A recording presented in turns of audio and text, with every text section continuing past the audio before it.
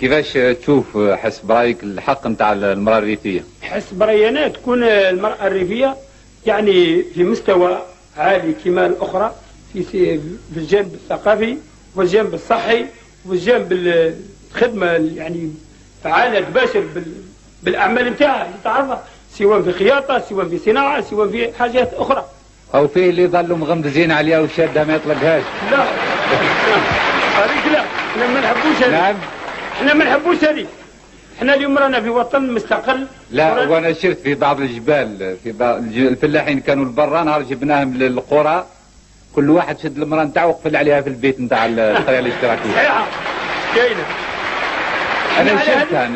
انا شفت هذه في قريه من القرى، مثلا في قريه تسمى ماهوش لازم نذكر ماليها ربما الفلاحين يغضبوا.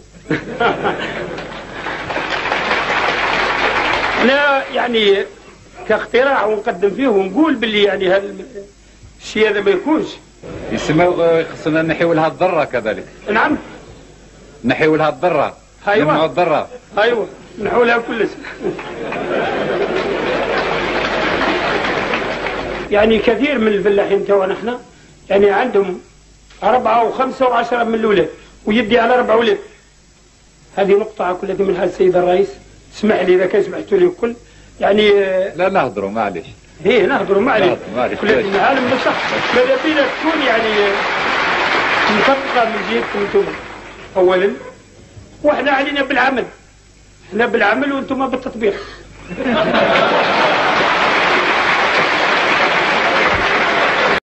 المسؤول نتاع الشونتي.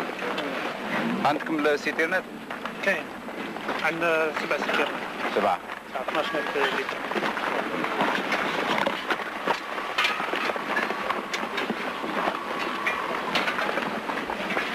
هذه الغرس الاول ولا؟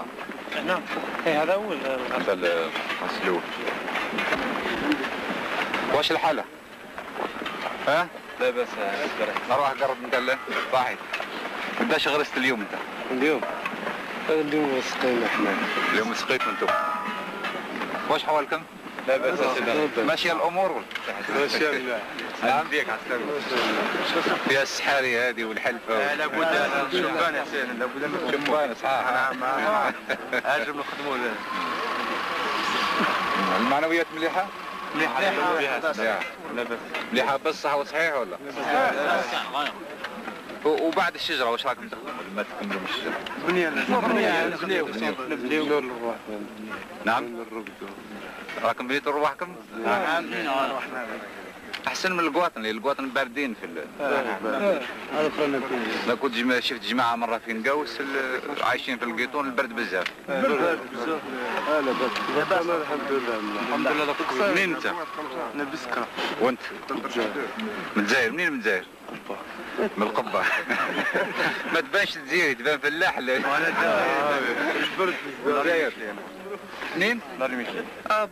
قلت عليك فلاح من. مالك وانت اصدقاء واصحاب واسنا قاعد لابد. عرفت شبان من كل جهه من البلاد. كل جهه ماكتم بيسكرة مساعدة قاعد. انا خوانا قاعد. قداش عندكم راكم في الجيش الان؟ احنا عندنا سيد الرئيس 11 شهر. 11 شهر. السما راكم في نص الطريق. Monsieur le Président, au cours de la révolution de l'indépendance, un simple voleur de boîtes de sardines paye. Mais aujourd'hui, un détourneur de fonds se trouve acquitté. Mais pourquoi? Suggestion. On vous demande, Monsieur le Président, de faire une enquête sur les finances pour les présidents des APC, et cela à partir de leurs élections, et une enquête aussi sur leurs proches.